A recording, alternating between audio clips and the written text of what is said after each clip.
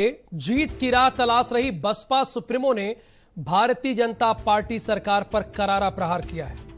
मायावती का कहना है कि प्रदेश भर में चल रहे बसपा के प्रबुद्ध सम्मेलन में भारी संख्या में लोग जुड़ रहे हैं, बसपा के साथ आ रहे हैं और इसी बात को लेकर भारतीय जनता पार्टी डर गई है और देश भावना के साथ कार्यकर्ताओं पर जुल्म कर रही है, कार्रवाई कर रही है।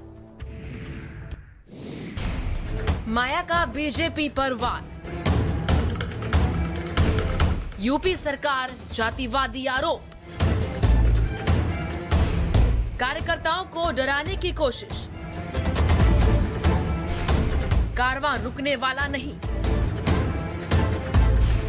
न हम रुकेंगे न झुकेंगे।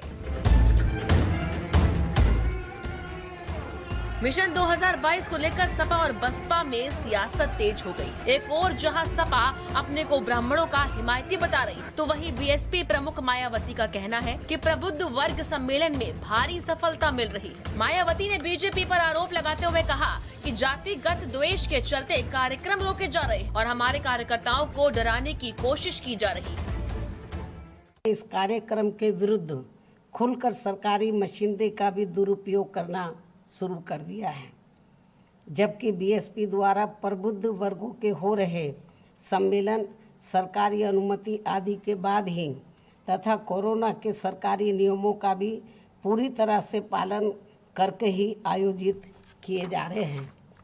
लेकिन अब भाजपा सरकार ने खिसियानी बिल्ली खंबा नोचे की कहावत की तरह ही इस हो रहे कार्यक्रम पर अब नई शर्तें वह पाबंदी आदि लगाकर इसे बांधना शुरू कर दिया है।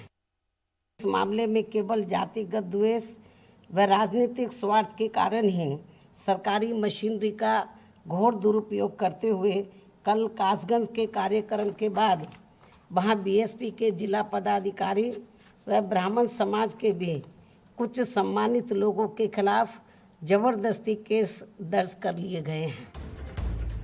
बीएसपी सुप्रीमो मायावती ने कहा कि ब्राह्मण समाज सब कुछ देख रहा है, हमारा कारवां रुकने वाला नहीं है। मायावती ने कहा कि हम न तो झुकेंगे न रुकेंगे। उन्होंने बीजेपी पर जातिवादी होने का भी आरोप लगाया। मायावती ने बीजेपी पर गंभीर आरोप लगाते हुए कहा कि ब्राह्मणों के आत्मविश्वास को ठेस पहुंचाया जा रहा है कि बीएसपी के प्रबुद्ध वर्ग का ये कारवां ना तो अब रुकने वाला है और ना ही झुकने वाला है, बल्कि हर प्रकार के सरकारी अड़चनों, प्रताड़ना, शोषण व विरोध आदि का अब ये दलितों की तरह डटकर सामना करते हुए लगातार आगे बढ़ता ही रहेगा।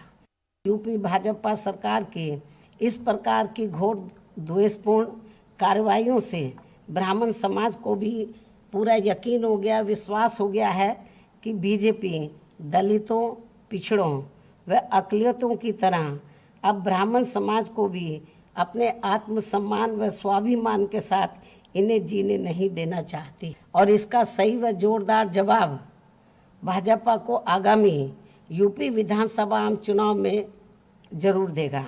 कोरोना महामारी में जब सभी राजनीतिक दल के कार्यकर्ता जनता की सेवा करने का काम कर रहे थे, तब बहुजन समाज पार्टी सुप्रीमो मायावती जी कहीं दिखाई नहीं पड़ी। उन्होंने कोरोना से पीड़ित लोगों के लिए कोई प्रयास नहीं किया, ना अपने किसी कार्यकर्ता के घर वो कोई ढांढस बनाने गई जिससे किसी परिवार ने भी किसी अपने परिजन को खोया है। और आज जब चुनाव आ गया है तो चुनाव में सक्रिय होने का प्रयास कर रही है, लेकिन चुनाव की सक्रियता सफलता नहीं दिला सकती है जनता के बीच में।